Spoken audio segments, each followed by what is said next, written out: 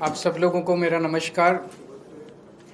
हम सब लोग देख रहे हैं कि किस तरह से केंद्र सरकार पूरे देश पे जबरदस्ती करके E20 पेट्रोल थोप रही है। लोगों का जबरदस्त विरोध है, लेकिन इस विरोध के बावजूद केंद्र सरकार अपनी जिद पे अड़ी हुई है। उस जिद का कारण क्या है ये तो मेरे को नहीं पता, लेकिन केंद्र सरकार टस से मस नहीं हो रही और रोज झूठ पे झूठ, कभी ये मंत्री झूठ बोल रहा है, कभी वो मंत्री झूठ बोल रहा है। झूठ के पुलंदे दिए जा रहे हैं और नए नए हथकंडे अपनाए जा रहे हैं केंद्र सरकार के द्वारा लोगों को मनाने के लिए, समझाने के लिए, भाई E20 इस्तेमाल कर लो। अभी 3 जुलाई को केंद्र सरकार ने 6 ऑटो मैन्युफैक्चरिंग कंपनियों को बुलाया और बोला तुम प्रेस कॉन्फ्रेंस करके जनता को कहो भाई E20 ठीक है। ये 6 कंपनियां कौन सी हैं? Maruti Suzuki, Toyota Kirloskar, Hero MotoCorp, Hyundai motor, Bajaj auto, TVS motor company. इन 6 को कहा भाई तुम प्रेस कॉन्फ्रेंस करो और तुम जनता को बोलो भाई E20 सही पेट्रोल है, और अगर आपका व्हीकल E10 है तब भी E20 चलेगा। आपका व्हीकल E20 नहीं है तब भी चलेगा। आपका व्हीकल अगर E10, E0 पे, E5 पे चलने वाला तब भी चलेगा। तो ये 6 कंपनियां आई। इन 6 में से 3 कंपनियों ने सरकार को मना कर दिया, भाई हम तो ये इतना बड़ा झूठ नहीं बोल सकते। 3 कंपनियों ने झूठ बोला। ये 3 कंपनियां कौन सी हैं जिन्होंने झूठ बोला? मारुति सुजुकी, टोयोटा किर्लोस्कर और हीरो मोटोकॉर्प। इन तीनों ने मीडिया में बोला, तीनों के जो आए थे रिप्रेजेंटेटिव्स, कि अगर आपका व्हीकल E0 है, E5 है, E10 है और अगर आप उसमें E20 पेट्रोल डाल दो तो कोई दिक्कत नहीं है। थोड़ी बहुत 5-7% माइलेज गिरेगी, लेकिन कोई नुकसान नहीं होगा। टंकी को भी नुकसान नहीं होगा, फ्यूल सिस्टम को भी, इंजन को भी कोई नुकसान नहीं होगा। ये उन्होंने तीनों कंपनियों ने झूठ बोला। ये मैं साबित कर रहा हूं। आज उनके ओनर मैनुअल लेके आया हूं मैं। ओनर मैनुअल क्या होता है? जब आप गाड़ी खरीदते हो तो गाड़ी के साथ एक ओनर मैनुअल मिलता है, उसमें सारी टर्म्स एंड कंडीशंस होती है। वो एक तरह से कॉन्ट्रैक्ट होता है कंज्यूमर और ऑटो कंपनी के बीच में। अब टोयोटा का जो ओनर मैनुअल है वो क्या कहता है? टोयोटा का ओनर मैनुअल कहता है Toyota allows use of ethanol blended gasoline where ethanol content is up to 10%। मतलब वो कह रहा है कि 10% तक इथेनॉल होना चाहिए। और उसमें नीचे नोट में लिखा है, if you are not satisfied with drivability और fuel economy of your vehicle when you use gasoline alcohol blend, you should switch back to unleaded gasoline containing no alcohol. इसका मतलब यह हुआ कि 10% से ज्यादा इस्तेमाल नहीं करना, लेकिन 10% इस्तेमाल करने में भी अगर दिक्कत आए तो 10% भी नहीं करना। ये उनके ओनर मैनुअल में लिखा है। और ये सरकारी पीसी में जाके, प्रेस कॉन्फ्रेंस में जाके कहते हैं E10 में E20 भी इस्तेमाल कर लो, कोई दिक्कत नहीं है। ये टोयोटा के Innova high cross, Fortuner, Glanza, urban cruiser, Innova Crysta, सारे जितने इनके ब्रांड हैं, जितने तरह के इनके मॉडल हैं, हर एक के ओनर मैनुअल में सेम लाइन लिखी हुई है। मारुति ने भी जाके सरकारी प्रेस कॉन्फ्रेंस में बोला कि E10 के व्हीकल में E20 से, E10 का व्हीकल क्या है आम लोगों की भाषा में समझा दूं। 2023 से पहले जितने व्हीकल बने हुए हैं जो इथेनॉल के लिए नहीं बने थे, जो प्योर पेट्रोल के लिए बने थे, लेकिन उसमें अगर 10% इथेनॉल इस्तेमाल भी कर लो तो कोई दिक्कत नहीं होती, तो उनको E10 कंप्लायंट बोलते हैं। तो 2023 से पहले बने हुए व्हीकल्स जो या तो 0 इथेनॉल पे या 10% तक जिसमें इस्तेमाल किया जा सकता है, उसको E10 बोलते हैं। 2023 के बाद से सारे व्हीकल इंडिया में E20 बनने लग गए। मारुति क्या कहती है? मारुति का मैनुअल कहता है blends of unleaded gasoline and ethanol, also known as gasohol, are commercially available in certain areas. Blends of this type may be used in your vehicle if there are no more than 10% ethanol. 10% से कम ethanol होना चाहिए। Note में लिखा है, if you are not satisfied with drivability और fuel economy of your vehicle when you use alcohol blend, you should switch back to unleaded petrol containing no alcohol. 10% से ज्यादा इस्तेमाल नहीं करना, लेकिन 10% से भी दिक्कत आए तो कोई अल्कोहल इस्तेमाल नहीं करना। ये मारुति वाले कह रहे हैं। मारुति का जितने मॉडल हैं, बलेनो, डिजायर, सब में ये लिखा हुआ है।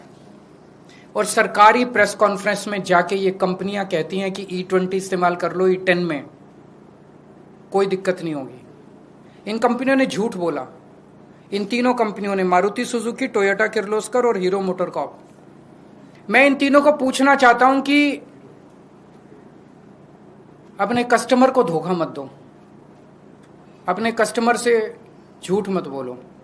सरकारें आती जाती रहती हैं, वैसे भी ये सरकार अब ज्यादा दिन चलने वाली नहीं है। Customer is the king. अगर लोगों ने तुम्हारा माल खरीदना बंद कर दिया, उसके बाद कहां जाओगे?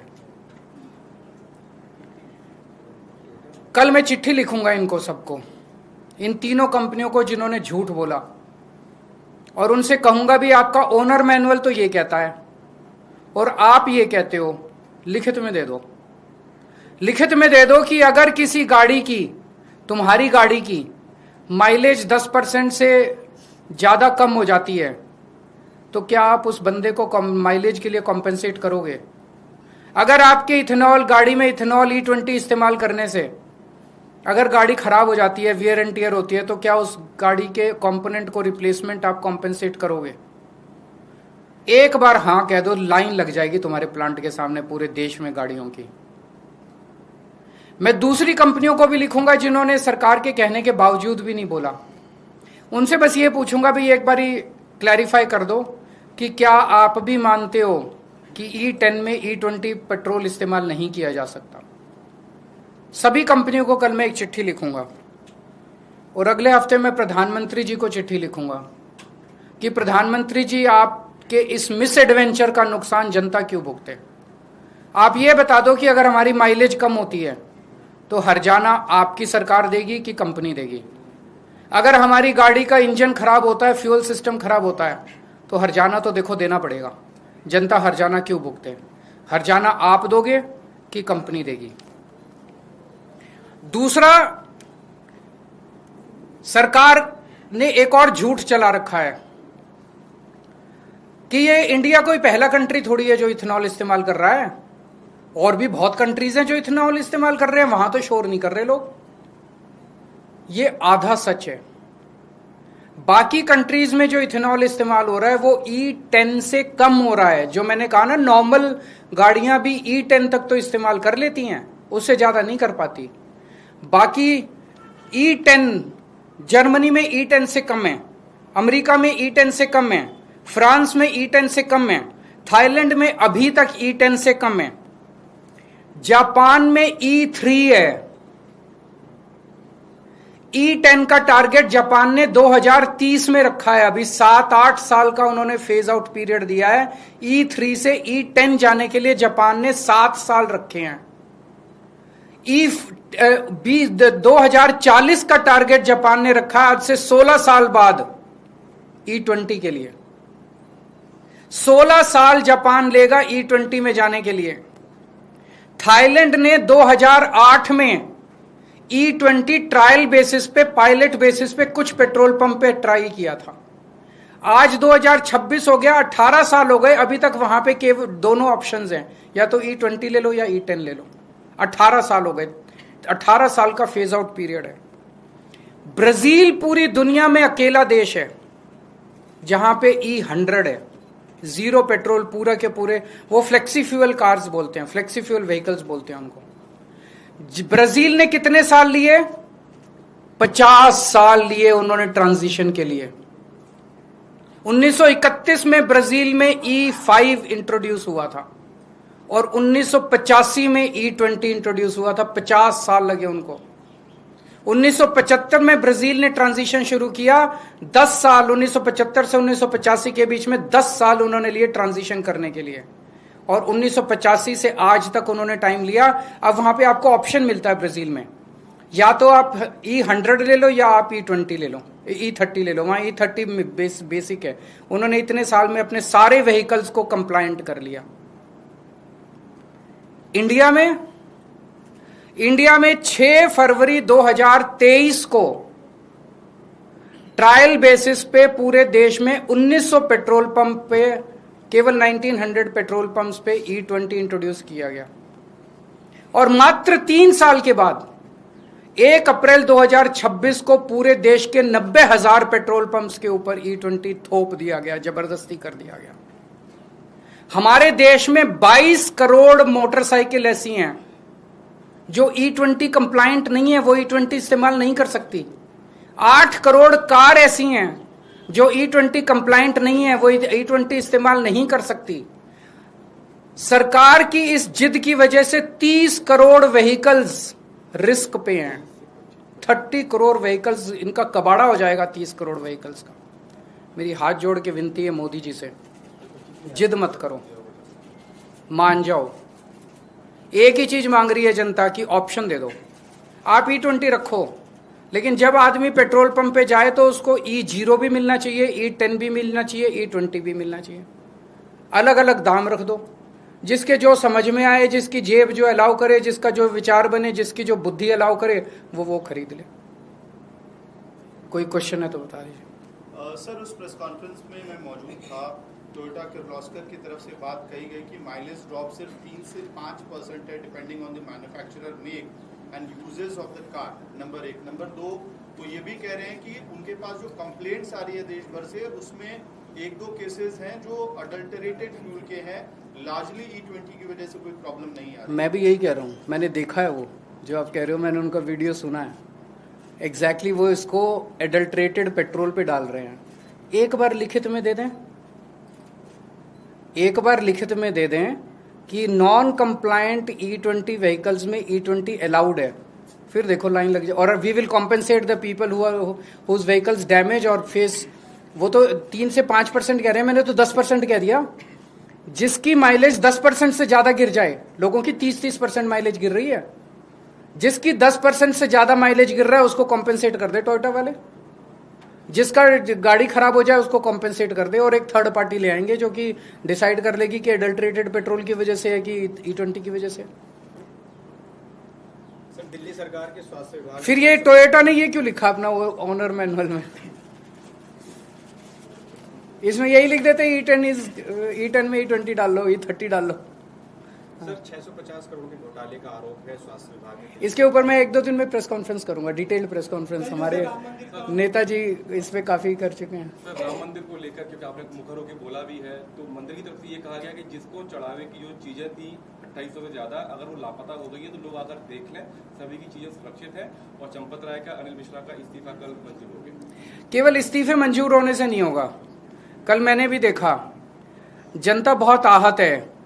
चोरी हुई है, बहुत बड़े स्केल पे चोरी है। चोरी नहीं होती तो आपको क्या लगता है FIR कर देते इतनी आसानी से? इतने शरीफ लोग हैं। FIR की है, मान रहे हैं चोरी हुई है, और इन्होंने 8 लोगों को अरेस्ट किया है जो छोटे छोटे लोग हैं। जनता की एक ही मांग है कि एक तो चंदा चोरी करने वालों को फांसी चढ़ाओ, इस्तीफे से काम नहीं चलेगा, और दूसरा कड़ी से कड़ी सजा दी जाए, और ताकि आगे से कोई चंदा चोर। और दूसरा,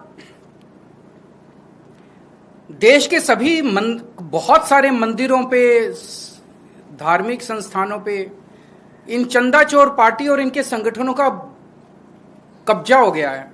अनहोली, ये देश के सारे मंदिरों को, धार्मिक संस्थानों को इनके कब्जे से मुक्त कराना पड़ेगा, और इनको सारे मंदिरों को धर्मात्माओं को, महात्माओं को सौंपना पड़ेगा ताकि वो इसको अच्छे से चला सके। सर, एक और सवाल है। BHP ने ये लेटर लिखा था जांच अधिकारी को कि जो आप आरोप लगा रहे हैं, आप अखिलेश यादव, संजय सिंह जी, तो ये बयान दर्ज कराए जाए कि किस आप लोग को बुलाया जाए और आपके बयान दर्ज हो। VHP को चंदा चोरी से कोई आपत्ति नहीं है। उनके अपने वाइस प्रेसिडेंट है ना चंपत राय VHP का, उनके अपने वाइस प्रेसिडेंट के ऊपर आरोप लग रहे हैं कि उसने चोरी की, उस पर कुछ नहीं लिख रहे। उन्हें आपत्ति हमसे, ये इसमें भी राजनीति कर रहे हैं वो लोग। उन्हें स्टेटमेंट देना चाहिए था कि भाई जो भी चोरी हुई इसका हिसाब करो, चोरों को जेल भेजो। वो चोरों को जेल भेजने के बारे में नहीं कह रहे केजरीवाल को जेल भेजो। इसकी हिम्मत कैसे हुई मुद्दा उठाने की? Thank you.